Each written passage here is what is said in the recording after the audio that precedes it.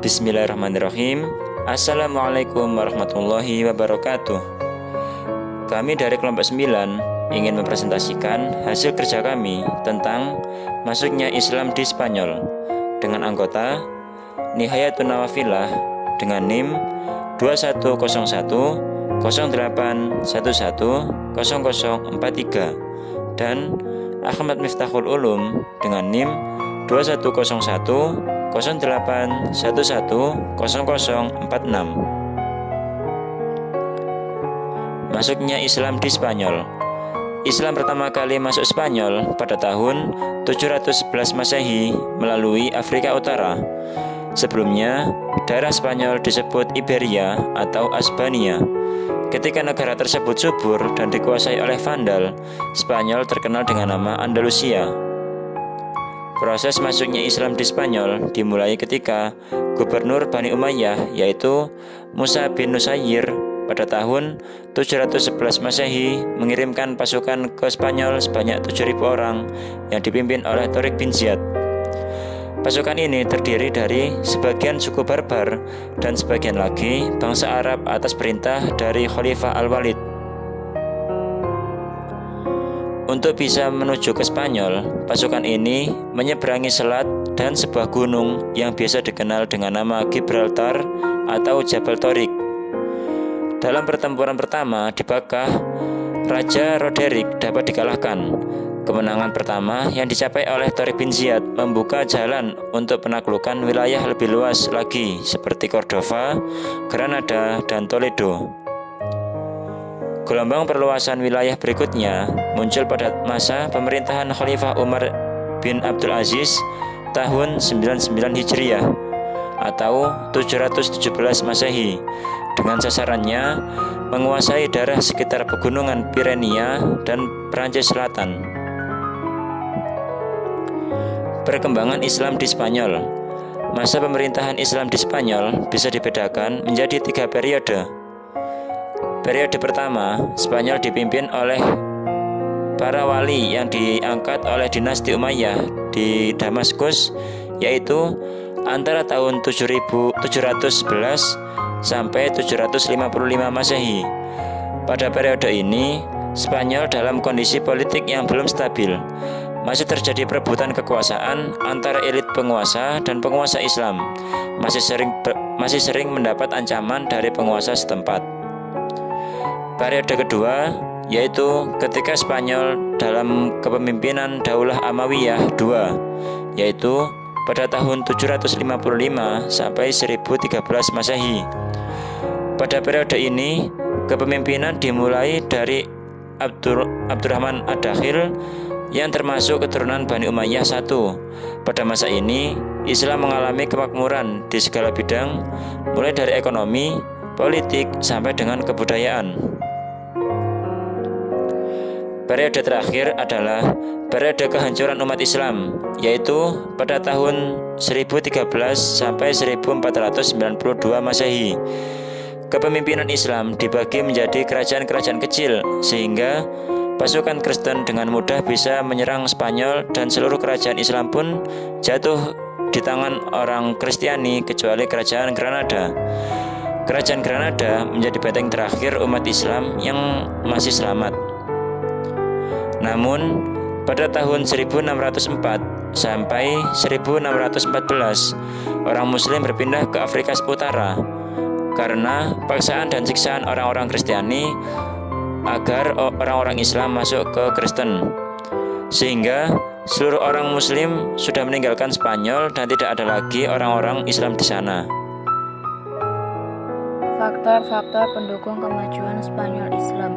Kemajuan Spanyol Islam, kemajuannya sangat ditentukan oleh adanya penguasa-penguasa yang kuat dan berwibawa, yang mampu mempersatukan kekuatan-kekuatan umat Islam, seperti Abdul Ar-Rahman Al-Dakhil, Abdul Ar-Rahman Al-Wasid, dan Abdul Al-Ghahman Al-Nasir. Keberhasilan politik pemimpin-pemimpin tersebut ditunjang oleh kebijaksanaan penguasa-penguasa lainnya yang mempelopori kegiatan-kegiatan ilmiah.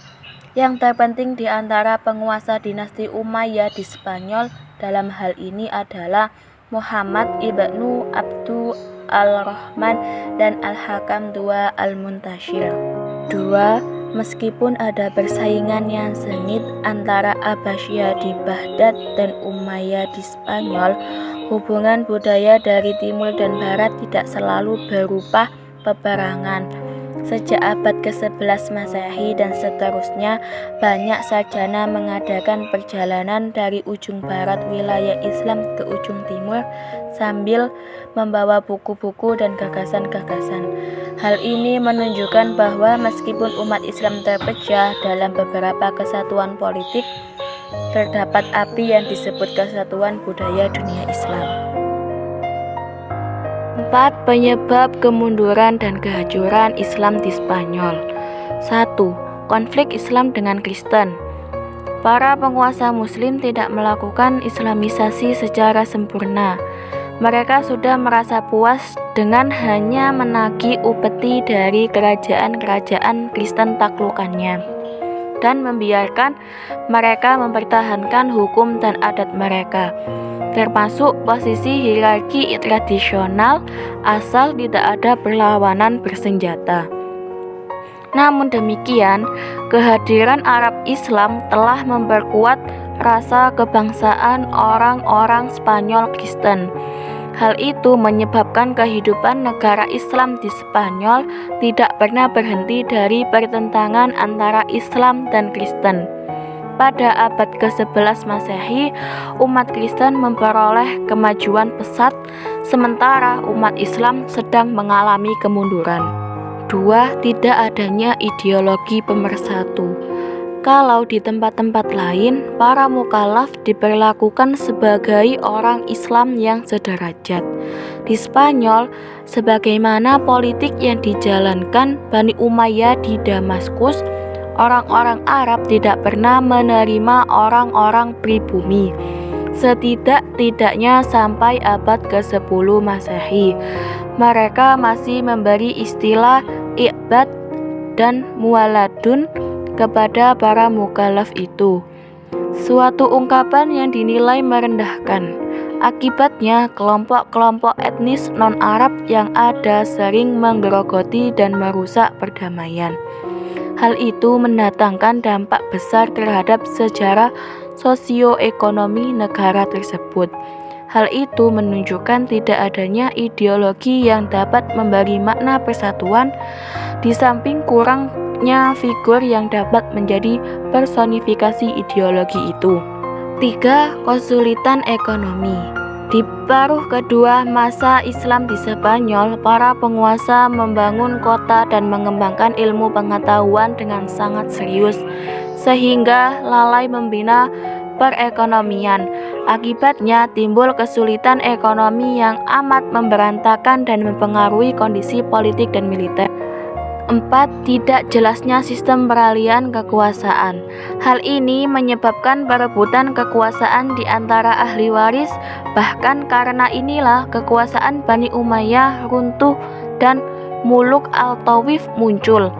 Granada yang merupakan pusat kekuasaan Islam terakhir di Spanyol jatuh ke tangan Ferdinand dan Isabella, diantaranya juga disebabkan permasalahan ini.